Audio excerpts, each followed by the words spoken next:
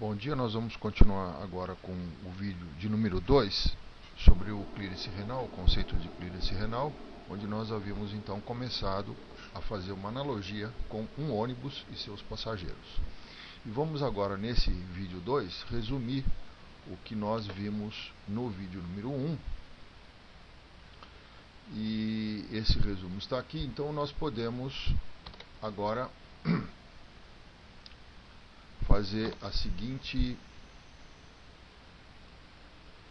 resumo do que fizemos no vídeo anterior. E o que nós temos aqui é o seguinte: cada passageiro, então nós lembramos que um passageiro ocupa um volume médio de meio metro cúbico. Esse volume médio é o inverso da concentração de passageiros.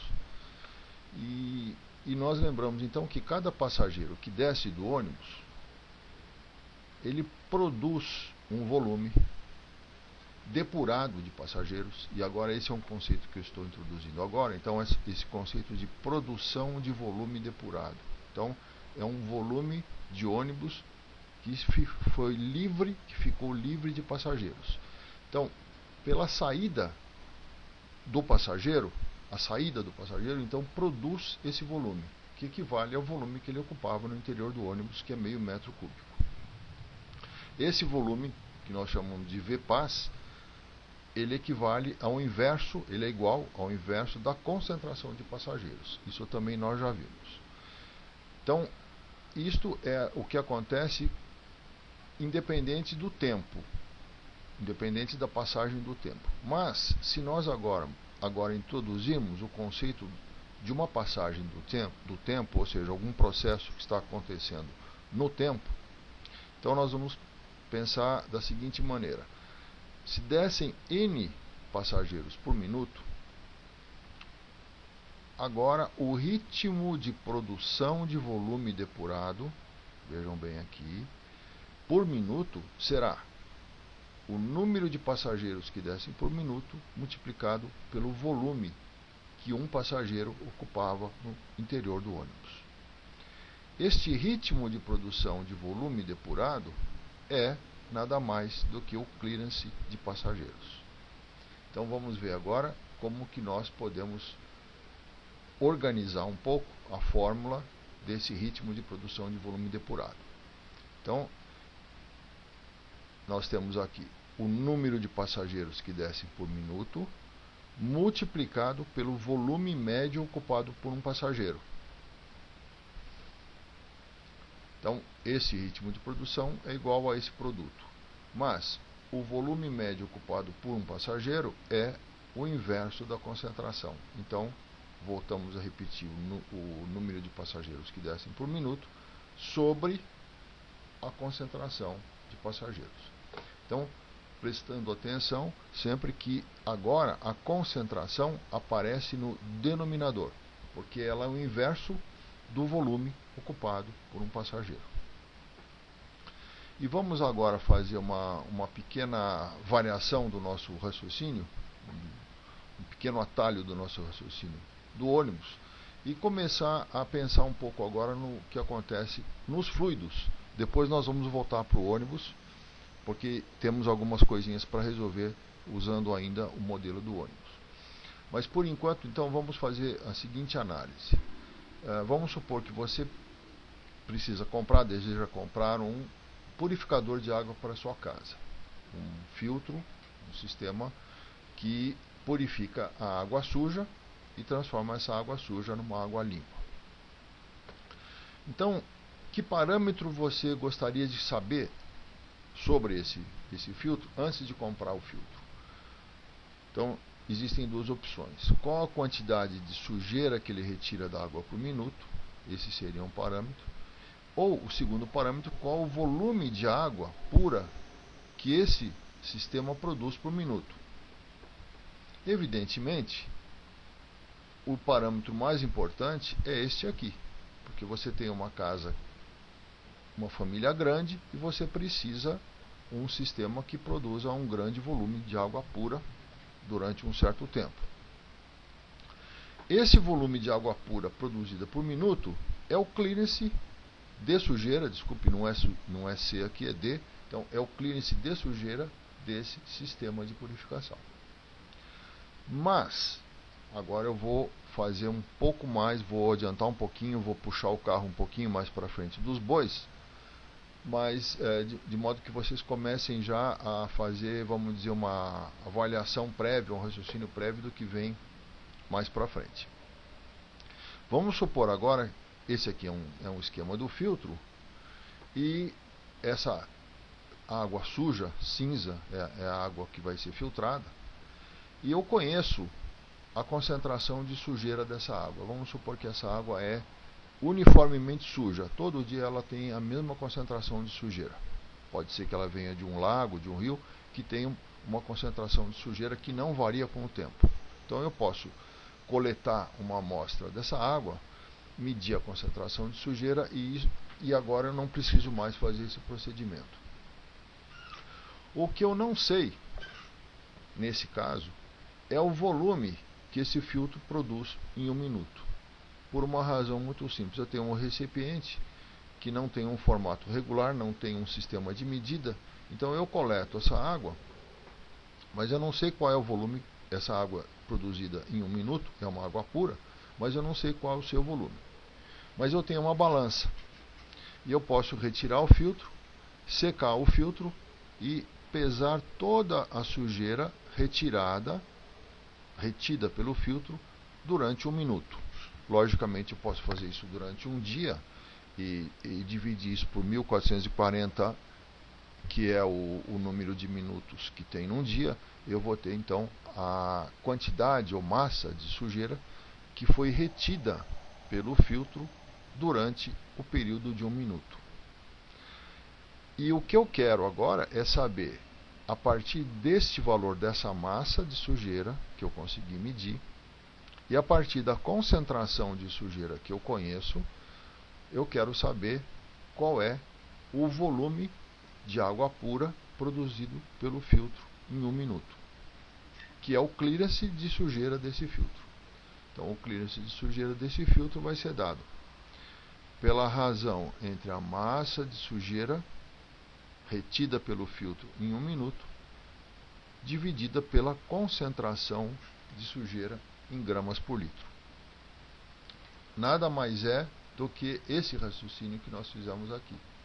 Então, isto aqui seria a massa de sujeira por minuto, que é o número de passageiros por minuto, e aqui a concentração de sujeira no filtro.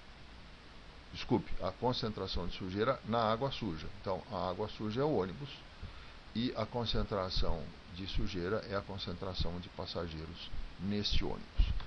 E agora nós vamos passar rapidamente para uma questão que incomoda muito os estudantes, que diz respeito à sequência de acontecimentos que ocorrem quando esse ônibus para no ponto, descem os passageiros, depois os passageiros entram no ponto e sucessivamente. Então vamos repetir isso aqui.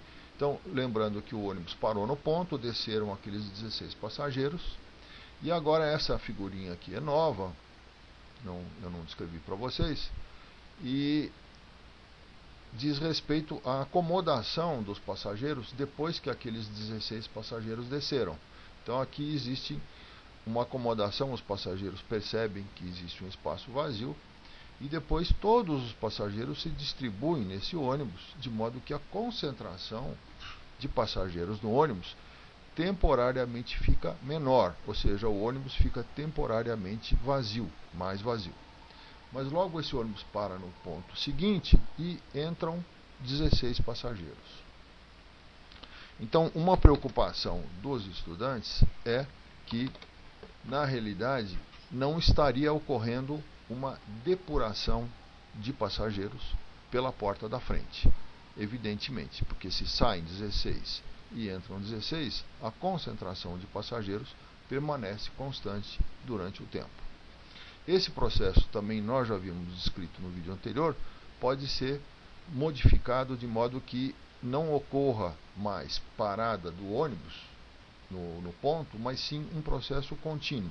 Os passageiros continuamente saindo pela porta da frente e continuamente entrando pela porta de trás, como se fosse o ônibus num trânsito muito congestionado e que o motorista liberou as duas portas. O pessoal pode entrar à vontade, pode sair à vontade.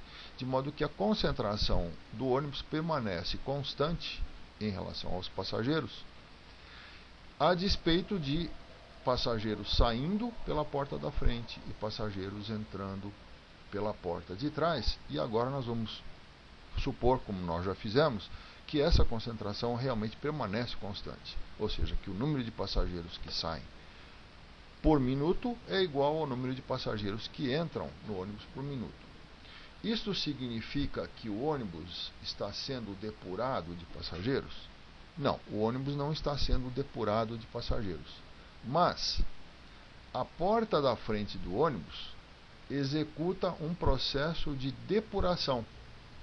Infelizmente, para os passageiros que estão no ônibus, a porta de trás executa um processo de poluição do ônibus, por assim dizer, pela entrada dos passageiros. Agora, imagine que as duas portas, elas não conversam entre si e cada uma delas tem a sua tarefa. A porta da frente tem a tarefa de depurar o ônibus. E a porta de trás tem a tarefa de poluir o ônibus. Então a porta da frente, que nesse caso vai ser o rim, nos organismos, no ser humano, por exemplo, a porta da frente está fazendo o seu trabalho. Ela não tem culpa, a porta da frente não tem culpa que a porta de trás abre e entram outros passageiros no ônibus. Então eu posso dizer que a porta da frente executa uma tarefa de depuração de passageiros nessa taxa que nós já vimos de 8 metros cúbicos por minuto. Então, ela está depurando o ônibus, livrando o ônibus de passageiros a uma taxa de 8 metros cúbicos por minuto. Evidentemente, a porta de trás está poluindo o ônibus a uma taxa igual, de 8 metros cúbicos por minuto. Então agora nós vamos iniciar, infelizmente eu acho que não vamos poder terminar tudo nesse vídeo, mas nós vamos iniciar agora fazendo as analogias do ônibus com aquilo que acontece no plasma. E vejam só, então o ônibus, o interior do ônibus é o plasma. O número de moléculas excretadas por minuto na urina, isso aqui é a urina, é o número de passageiros que saem do ônibus por minuto. O número de moléculas produzidas ou ingeridas, produzidas pelo metabolismo celular ou ingeridas pelo indivíduo por minuto, é o número de passageiros que entram no ônibus a cada minuto. O volume médio ocupado por uma molécula de soluto no plasma é o volume médio ocupado por um passageiro no interior do ônibus. E então, cada vez que sai um passageiro, esse volume fica depurado. E agora, nós vamos, talvez, conseguir terminar, mas eu não tenho certeza, chegando já na fórmula final do clearance de um soluto S. Então vejam só, o que é o clearance do soluto S? É o volume de plasma depurado desse soluto por minuto, clearance de S.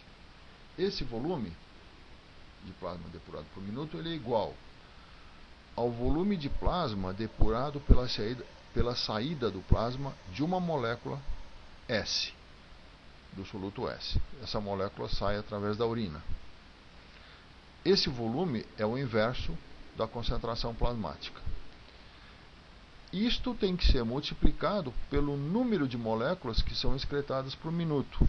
Esse número de moléculas que são excretadas na urina por minuto é o produto da concentração urinária pelo volume urinário minuto.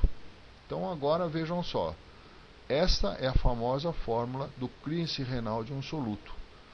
Produto da concentração urinária do soluto S pelo volume urinário por minuto dividido pela concentração plasmática. Então, para terminar, vocês observem com cuidado esse conjunto de informação e vocês terão então a fórmula final do clearance de uma substância. Muito obrigado.